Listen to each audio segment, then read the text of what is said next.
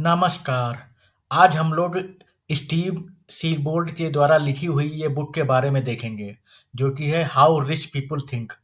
Steve अपनी initial life में बहुत ज़्यादा गरीब थे और बाद में उन्होंने बहुत ज़्यादा हार्ड वर्क करके अपनी रिच थिंकिंग के द्वारा मिलियनेयर बन गए। बाद में उन्होंने अपनी सारे एनालिसिस को इस बुक में समराइज कर दिया है। तो हम इस बुक के बारे में पूरे विस्तार से जानेंगे। स्टीव कहते हैं कि दुनिया में 2 तरह के लोग होते हैं, एक मिडिल क्लास और दूसरे रिच। मिडिल क्लास मेंटालिटी के लोग हमेशा जॉब करते हैं और वो अपनी ज़िंदगी में कभी भी वेल्थ जनरेट नहीं कर पाते। वो हमेशा अपनी बेसिक ज़रूरतें में लगे रहते हैं और वो अपनी मिडिल क्लास सोच की वजह से कभी भी अमीर नहीं बनते। जबकि जो रिच क्लास मेंटालिटी के लोग होते हैं, वो अपनी सोच की वजह से ज़्यादा मेहनत करते हैं और सब कुछ हासिल करते हैं। नंबर 1 किस्मत।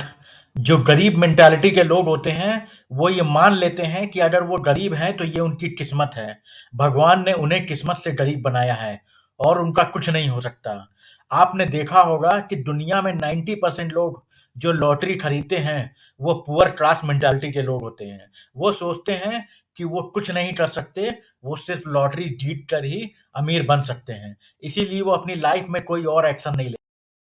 दूसरी तरफ जो रिच मेंटालिटी के लोग होते हैं, वो हमेशा सक्सेसफुल लोगों के बारे में सुनते हैं। वो अच्छी-अच्छी बुक्स पढ़ते हैं, उनके बारे में एनालिसिस करते हैं और फिर अपनी स्किल्स को कंटीन्यूअसली डेवलप करते रहते हैं। बल्कि वो लोग फाइनेंशियल कंसल्टेंट से मिलकर अपनी वेल्थ को कैसे जनरेट किया जाए, इसके बारे में तरह-तरह के प्लान्स बनाते हैं। वो अपने ऊपर और अपनी स्किल्स के ऊपर पैसे खर्च करते हैं, ताकि और वेल्थ जनरेट।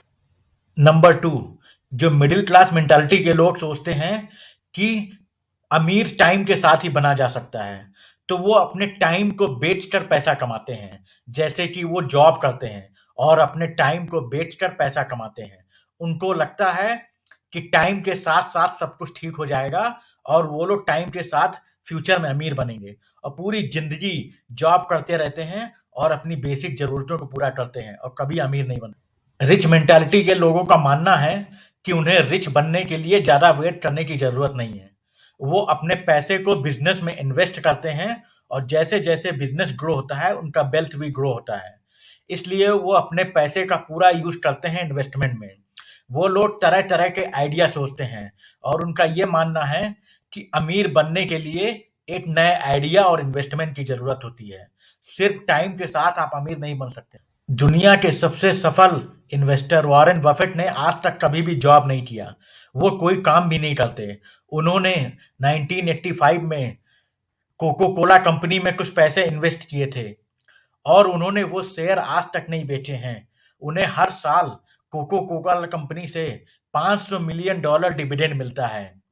तो वॉरेन बफेट कहते हैं कि अगर आप लॉन्ग टर्म में इन्वेस्ट करते हैं, तो आप बैठे-बैठे पैसे कमा सकते हैं डिविडेंड से। 1999 में एलन मस्क ने जिप2 नाम की एक कंपनी बनाई थी, जिसे कॉम्पैक्ट ने खरीद लिया था। इस कंपनी के बदले में एलन मस्क को $300 मिलियन मिले थे। अगर कोई मिडिल क्लास मेंटालिटी का पीपल होता, तो वो सोचता कि चलो अब मुझे काम करने की ज़रूरत नहीं है। $300 मिलियन में मैं पूरी ज़िंदगी आराम से खा सकता हूँ। लेकिन एलन मस्क एक रिच मेंटालिटी वाले पर्सन थे। वो यहीं पर नहीं रुके। एलन मस्क अपनी वेल्थ को और ज़्यादा ग्रो करना चाहते थे। इसीलिए उन्होंने और मेहनत करना चालू किया और सन 2000 में उन्होंने पेपाल नाम की दूसरी कंपनी बनाई।